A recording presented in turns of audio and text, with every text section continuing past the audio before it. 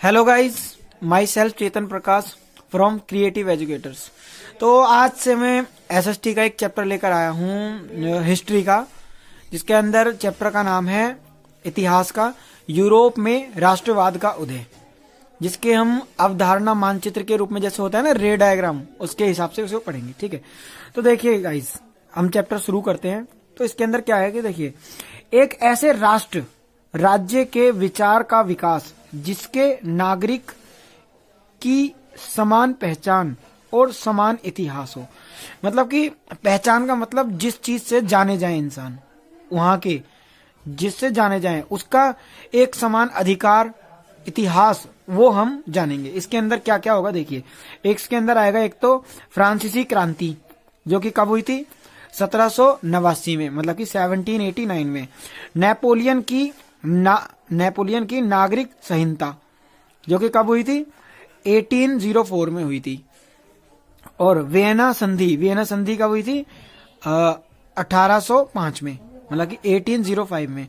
उदारवादी की क्रांति कब हुई थी 1848 के अंदर। और जर्मनी का उदय, जर्मनी का निर्माण, जर्मनी बनना शुरू हुआ था।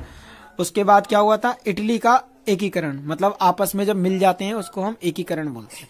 तो देखिए, उदारवादी राष्ट्र क्या थे। देखिए, उदारवादी राष्ट्र दो दलों में बटे हुए थे, दो शिफ्ट में। एक था राजनीतिक क्षेत्र में और एक थे आर्थिक क्षेत्र में।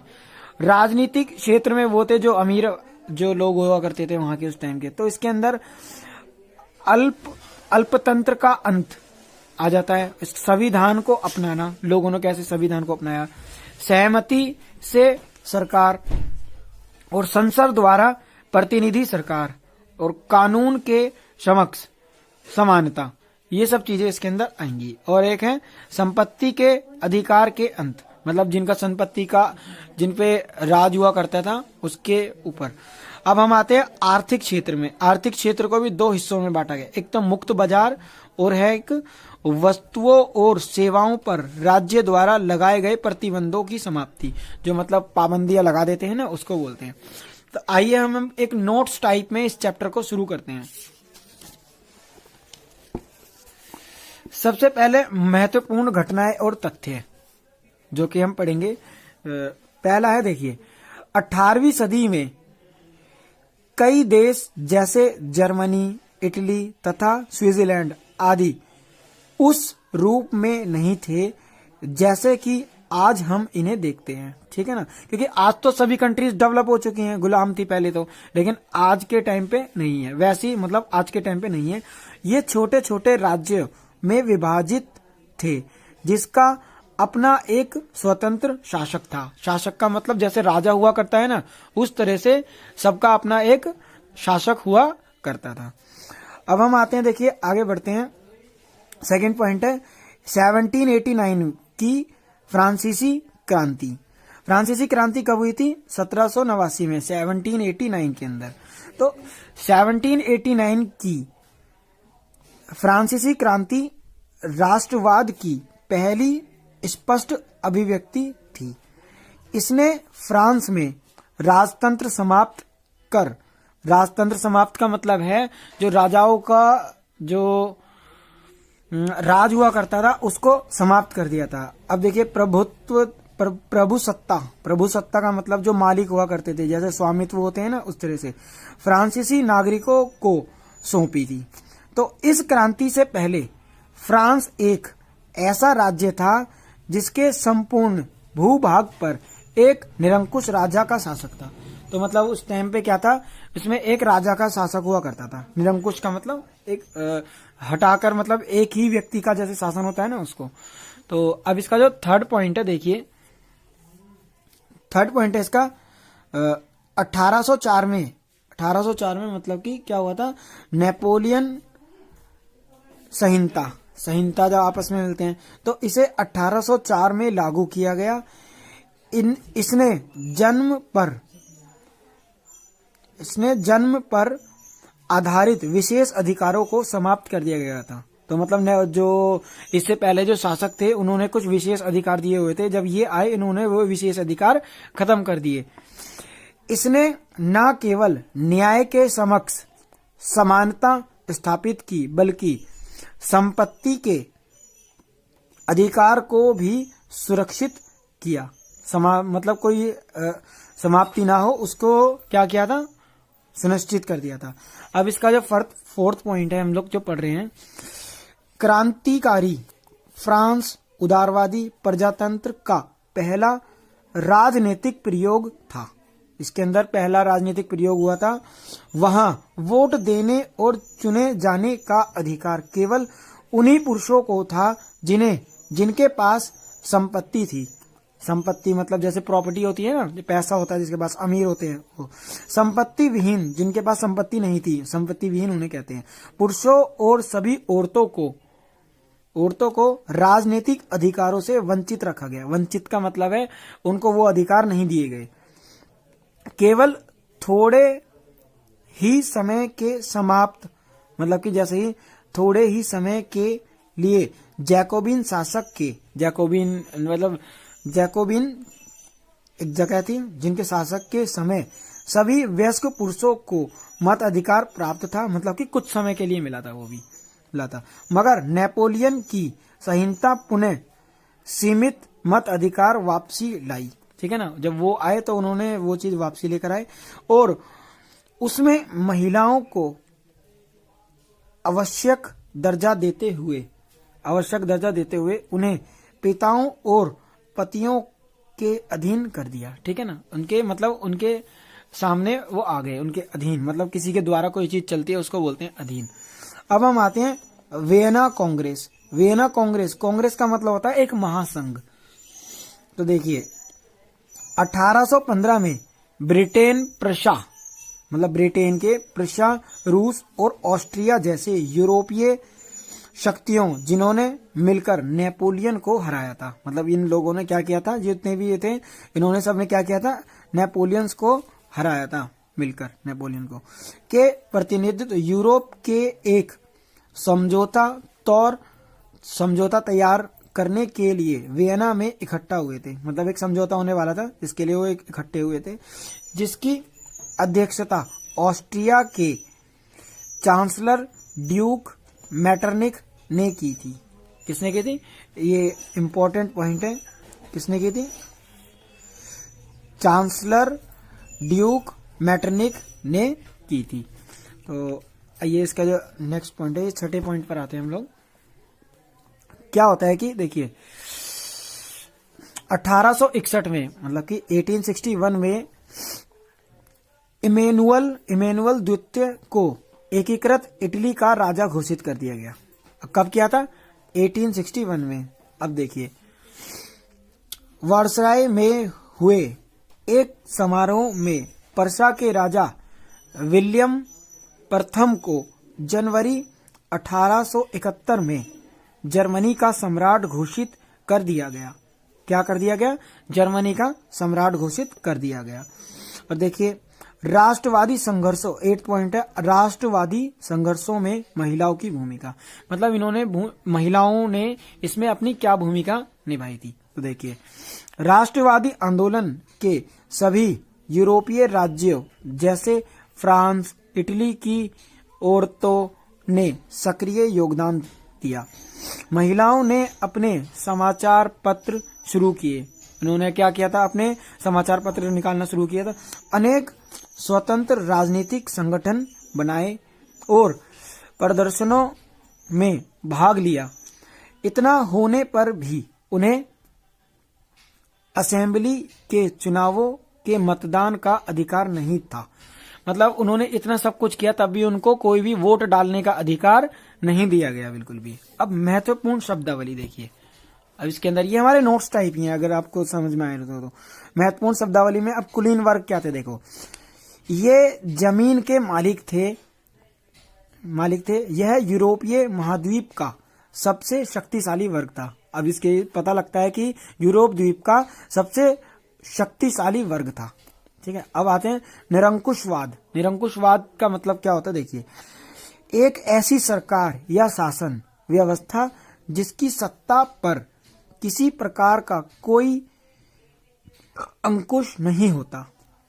अब उदारवादी यानी लिबरलिज्म शब्द लातीनी शब्द में मूल शब्द लेबर का आधारित है, जिसका अर्थ है स्वतंत्रता। जिसका मतलब क्या है? स्वतंत्रता मतलब आजादी। नए मध्यम वर्ग के लिए उदारवाद का अभिप्राय था। उदार मतलब कि आजादी का। व्यक्ति के लिए आजादी व कानून के समक्ष समानता है, मतलब कि इनके लिए समान चीज है। अब देखिए जनमत संग्रह। जनमत संग्रह किसे कहते हैं? देखिए एक प्रत्यक्ष मतदान जिसके द्वारा एक क्षेत्र की सारी जनता से किसी प्रस्ताव को स्वीकार या अस्वीकार करने के लिए पूछा जाता है, मतलब उनकी राय ली जाती है। अब देखिए रूढ़िवाद किसे कहते हैं? रूढ़िवाद एक ऐसा राजनीतिक दर्शन जो परंपरा स्थापित संस्थानों, पौराणिक परंपराओं के और रिवाजों पर बल देता है, मतलब कि उस पर बल डालता है। अब देखिए यूटोपिया, अब हम पढ़ेंगे यूटोपिया कल्पनादर्श। एक ऐसा समाज की कल्पना जो इतना आदर्श है कि उसका साकार होना लगभग असंभव होता है। क्या होता है? असंभव, जो कि मतलब पॉसिबल ही नहीं है। देखिए इसका 7th पॉइंट है रूमानीवाद। रूमानीवाद एक ऐसा सांस्कृतिक आंदोलन जो एक खास तरह के राष्ट्रीय भावना का विकास करना चाहता है। नारीवाद स्त्री पुरुष को सामाजिक, आर्थिक एवं राजनीतिक समानता की सोच के आधार पर महिलाओं के अधिकारों और हितों का बोध नारीवाद था। ठीक है, अब हम पढ़ते हैं जुंकर्स। जुंकर्स क्या? देखो पर्शिया की एक सामाजिक श्रेणी का नाम जिसमें बड़े बड़े जमींदार शामिल थे। क्या थे? बड़े बड़े जमींदार शामिल थे। अब हमारा नेक्स्ट पॉइंट है जाल्वेनाइनर।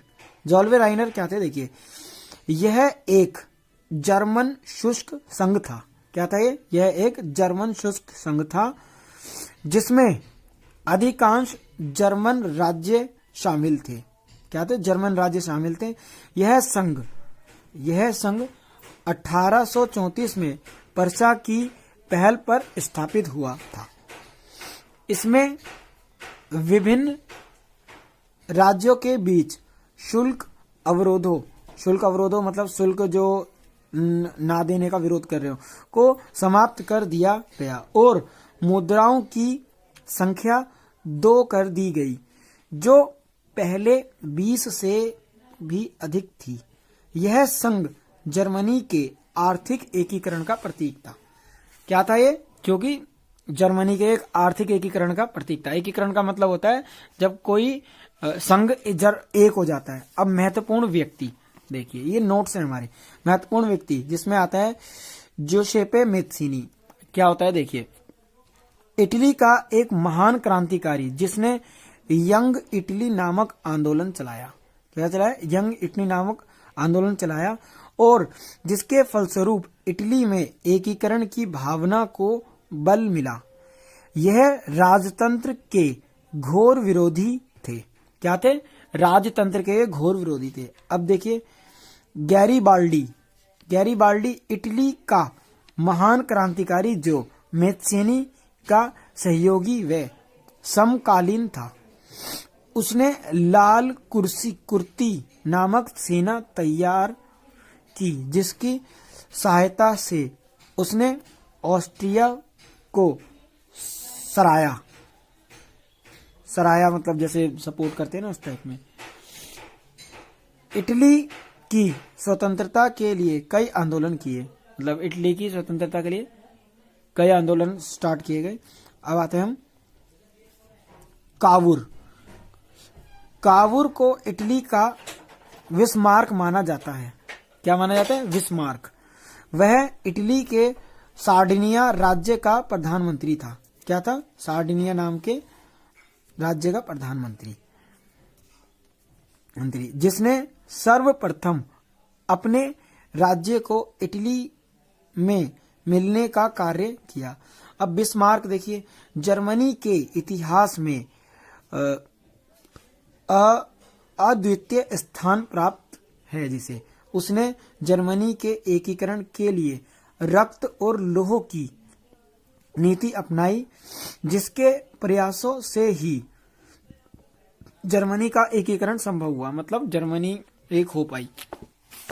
अब देखिए कुछ इंपॉर्टेंट इसके प्रतीक हैं। देखिए प्रतीकों का अर्थ देखिए, टूटी हुई बेड़ियां मतलब आजादी मिलना, बाप छाप वाला कवच जर्मन समुदाय के प्रतीक शक्ति, बलूत पत्तियों का मुकुट वीरता का पहचान है, तलवार, तलवार क्या है, मुकाबले की तैयारी, तलवार पर लिपटी जैतून की डाली, इसका मतलब है शांति की चाह। अब हमारा 6 पॉइंट है, देखिए काला लाल और सुनहरा तिरंगा, मतलब कि 1848 में उदारवादी राष्ट्रवादियों का झंडा, जिसे जर्मन राज्यों के ड्यूक्स ने प्रतिबंधित कर दिया।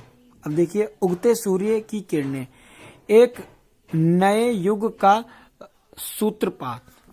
तो गाइज मैं आपको ये बताना चाहता था कि ये जो है चैप्टर पूरा नोट्स पर आधारित है, जो कि ये जो मैं नोट्स आपके लिए लेकर आया हूँ, ये आप अगर इसी से अपनी तैयारी करें एग्जाम्स की तो आपकी तैयारी काफी अच्छी हो जाएगी। इन और कुछ करने की जरूरत नहीं है, आपको सिर्फ इन नोट्स को कैरी कीजिए, जो कि गवर्नमेंट स्कूल्स में आपको एक सपोर्टिंग मटेरियल मिलता है, उसी के इसके अंदर मेन पॉइंट्स जो होते हैं, मेन पॉइंट्स और डेफिनेशंस, जो भी मैंने आपको अभी सब कुछ बताया डिस्क्राइब करके, आप उनको पढ़िए और अपनी जो भी प्रॉब्लम है, अगर आपको पढ़ने में कोई दिक्कत आती है या फिर कोई चीज समझ नहीं आती है तो आप मुझे कमेंट बॉक्स में डाल सकते हैं।